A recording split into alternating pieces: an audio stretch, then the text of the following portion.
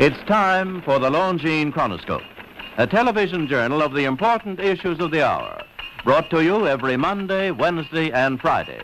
A presentation of the Longines Whitnor Watch Company, maker of Longines, the world's most honored watch, and Whitnor, distinguished companion to the world-honored Longines.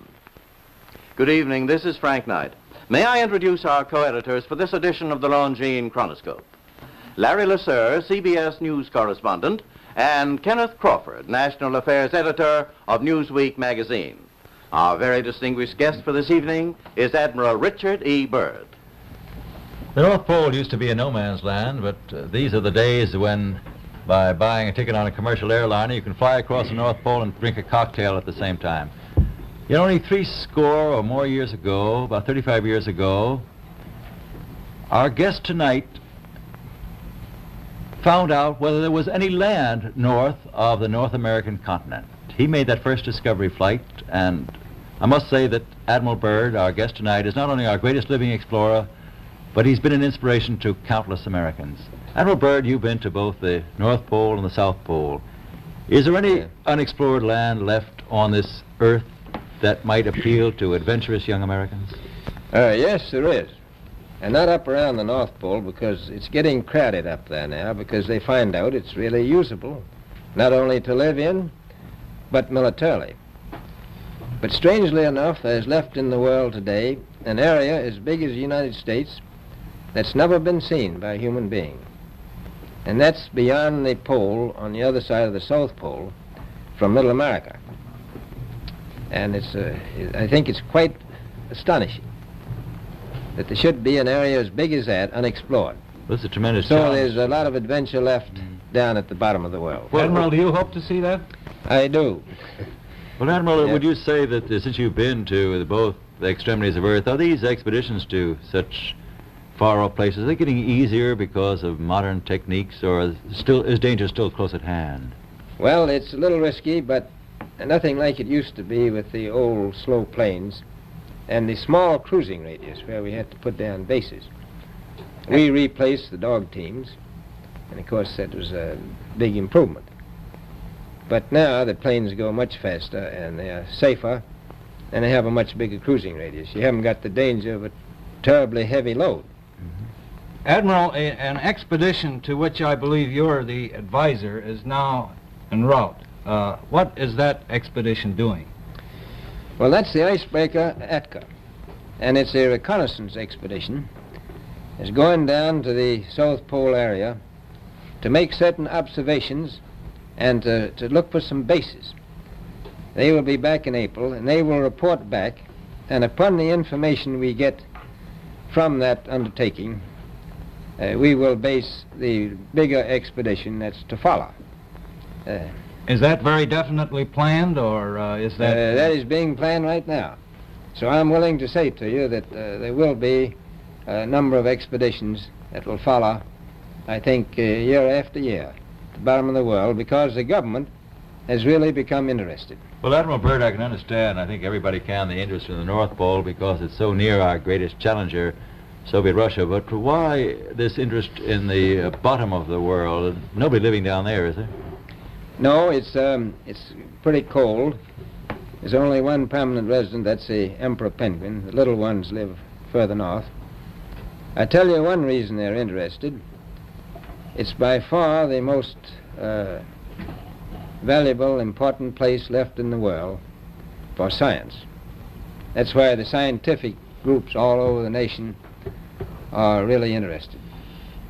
But more important than that, it has to do with the future of the nation, those to come after us, or even during your lifetime, because it happens to be an untouched reservoir of natural resources.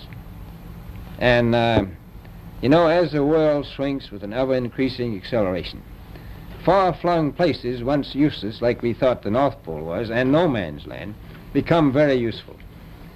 The bottom of the world will be important, not only to us, but to our allies. I was going to ask you, does it have military importance? It has some, and as the world shrinks, it will continue to shrink with an ever-increasing acceleration. thus bringing these places closer. And in the future, I can see a time when it will be very, very important strategically. Well, has the development of air power increased the strategic importance of places like the Oh, very much Palmer so. Peninsula, we'll say? Very much so. Even now, if anything happened and we lost the Panama Canal, we would have to control the islands just north of Antarctica, which are part of Antarctica. Then between there and Cape Horn. I've heard it said that there are 7 continents in the world, and one of them has never been seen by a woman, and that's Antarctica. Is that actually true?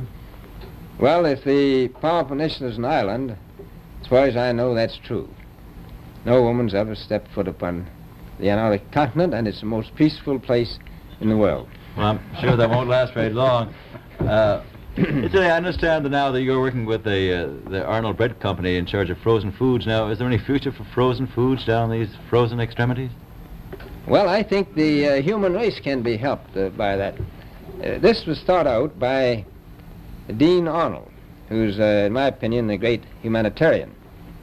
He learned that we went down there after 4 or 5 years and finished a meal that we had left there on the table when we had evacuated Little America. Everything was perfect, including the bread. So he got the idea of this frozen bread, and already he sent some to Europe, and it worked very well over there to some of the starving people.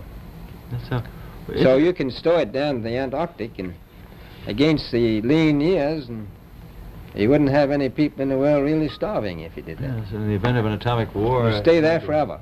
Admiral, you speak of the resources of Antarctica. What are they? What are the natural resources there? Well, we've found enough of coal within 180 miles of the South Pole in a great ridge of mountains. It's not covered with snow, enough to supply the whole world for quite a while. Well, that's the coal. Now, there's evidence of many other minerals. We are pretty sure there's oil. Now, that coal shows the bottom of the world. Now, by far the coldest spot in the world. Where that coal is gets 100 below zero in the winter. Well, it was once tropical. So we think there's oil there, and there's evidence, probably uranium there. is it any secret, is there uranium there? That would be the only thing that would be practical to actually go after, I suppose. Everything else would be economically unfeasible, wouldn't it? Well, as we recklessly expend our resources, the time will come when we'll have to go after that stuff down there. Well, you know, I avoided what you said about uranium. I'm not sure about that. I don't want to have the world fight over the Antarctic. Admiral, is there a competition among other nations to try to get information about Antarctica and possibly to secure some of these resources? Well, yes. There are now 7 nations very much interested. Russia is interested tremendously. That I'm sure of. Australia has an expedition down there. The Argentine, the Chile, New Zealand, Britain, and so on. Now, you can understand those people down there being interested because they live down there, the New Zealanders, the Argentinians, the Chileans, and Australians. And so we don't do much about claiming anything. Admiral, you make this sound a little crowded. Are there that many expeditions now there or en route there? Well, you know, as I said, it's the most peaceful place in the world, but I don't think it will be for long because of this intense interest on the part of other nations and this nation. Well, Admiral Byrd, are private expeditions a thing of the past? Is expedition and exploration, making expedition and exploration now purely a government function because of the tremendous cost? No, I don't think so. I think down south it may be more or less a thing of the past, but not other expeditions that go there. A lot of them go north now. This latest expedition now on the way is a government expedition, I take it. Yes, that's the government. Admiral Byrd, may I ask you, is there a great difference between the top of the world and the bottom of the world? There is. Now, the North Pole is the center of an ocean 10,000 feet deep. The South Pole, the center of a plateau, 10,000 feet high. The North Polar Sea is surrounded by continents slightly frozen. The Antarctic continent is surrounded by a belt of ice frozen seas are at least 1,200 miles thick. Now, the south is a plateau. It gets, in some places, 14,000 feet up. I've been over areas about 13,000, and it's a little bit chilly up there. So there's that big difference between the top and bottom of the world. The north really isn't very cold up there on the Arctic Ocean. Not compared to the south. Admiral Byrd, we often hear it said that our young Americans now aren't as hardy as their forefathers. Do you think that Americans do measure up to the standards, the physical standards and morale standards of the past? I do. I don't believe that. I think they're just as hardy. Well, what would you say was the most valuable factor on an expedition? Is it morale, or physical courage, or is it sheer equipment? Well, I've always thought that loyalty was by far the most important trait. The British told me that when I first went down in 28, that I couldn't possibly get through the winter night without a mutiny if I took more than 20 men. But to serve science, I had to take 42 men. Then I took 56 the next time, and so on. So, and I did find that loyalty was the most important thing during the winter night when it's very hard on your nerves. I think that's best trait. Well, that's a very valuable characteristic at any time. Well, thank you very much, Admiral Byrd. It's been a great pleasure to have you here tonight. It's a pleasure to be with you. Yes. The opinions expressed on the Longines Chronoscope were those of the speakers. The editorial board for this edition of the Longines Chronoscope was Larry Lasser and Kenneth Crawford. Our distinguished guest was Admiral Richard E. Byrd.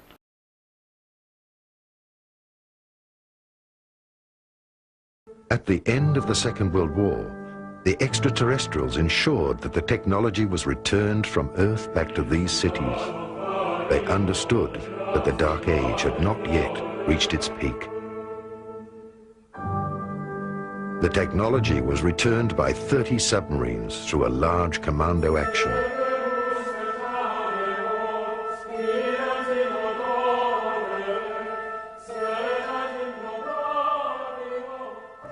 Okay, let's pick up the scenario. We were originally talking about the spiriting out of the two spacecraft out of Berlin before the Allies arrived. We said that they were put aboard two submarines. They spent 6 months at sea, and they finally landed in Argentina. Now, from that point, they were taken into Antarctica, into a section of Antarctica called Queen's Maud's Land. And there they disappeared, and they were not heard of for some time. Now, intelligence sources, and of course I was in the intelligence business at that time with the agency, reports indicated that they were in there and they were operative once again. Now, there was a major concern by world powers to go in and capture the technology and the two spacecraft which they knew were in Antarctica. And the intelligence reports indicated that one known as Admiral Byrd was to be recommissioned, and he was to be sent in there to retrieve the two saucers and also the technology and personnel associated with it. Later reports indicated that Admiral Byrd was given 8 months and unlimited funding to go in and pull this thing successfully off. But we also know that within 8 weeks he was totally defeated. Now, the supposition at that point was that there was an advanced civilization and technology, most probably alien. They were with the Third Reich and the SS who was in Antarctica, and that those great and developed technologies were used to defeat Admiral Byrd. And of course, as it turns out, even to date, they're still there. We never did successfully get them. The stories that I've uncovered about the inner Earth is that very early on in the history of the Third Reich, the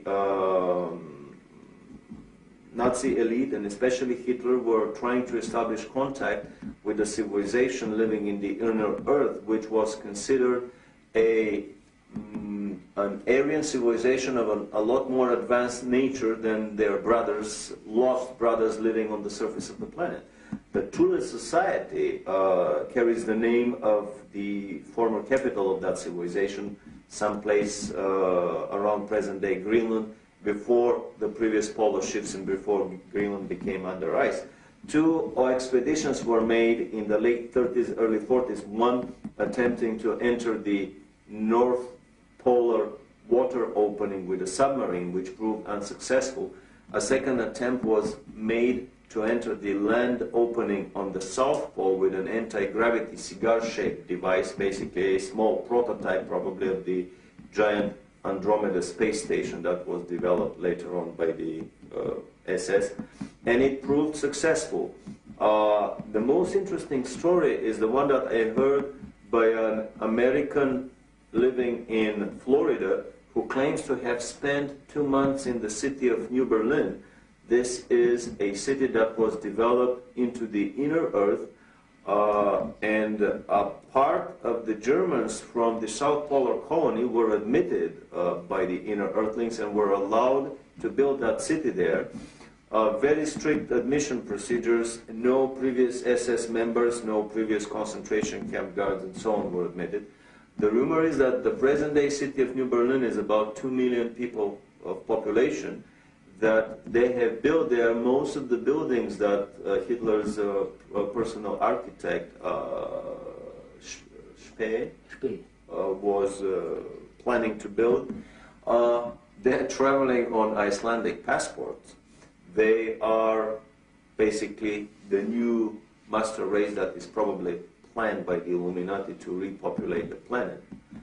And there is even a rumor that there is a New Berlin embassy in Washington on an unmarked floor of a high-rise building. You probably punch a code on the elevator buttons, and when the elevator stops on that floor and the doors open, you see the sign of New Berlin in the lobby. The kids of the New Berliners study in major institutions around the globe, Harvard, Oxford, Cambridge, Yale, and basically it is not a Nazi colony that is established in the hollow earth as an enemy of the present-day American and English Illuminati secret government. On the contrary, it is just basically the other side of the same coin. Some would even coin the new word, the Illuminati presence on the planet, that basically the World War II Nazis and the present-day Illuminatis in America are nothing more than the two sides of the same Illuminati coin. So basically, this is a colony, a presence in the hollow earth that has been established with a shoulder-to-shoulder cooperation of the Russians and Americans, organized, orchestrated, and performed through the quiet cooperation of the Illuminati government. After World War II, a military expedition under Admiral Byrd tried to recover the vanished technology. The extraterrestrials let him enter the inner earth to the Golden City. They delivered a request message for disarmament to the government of the United States. Admiral Byrd had to remain silent until his death, but after he died, his nephew published his diary. In my work with South African, Brazilian, and American geologists at the South Pole, it is clear that under the structures of ice, there are many layers of civilization, suggesting at one earlier point of time when the conditions of the South Pole were different. Clearly, there was some type of civilization there.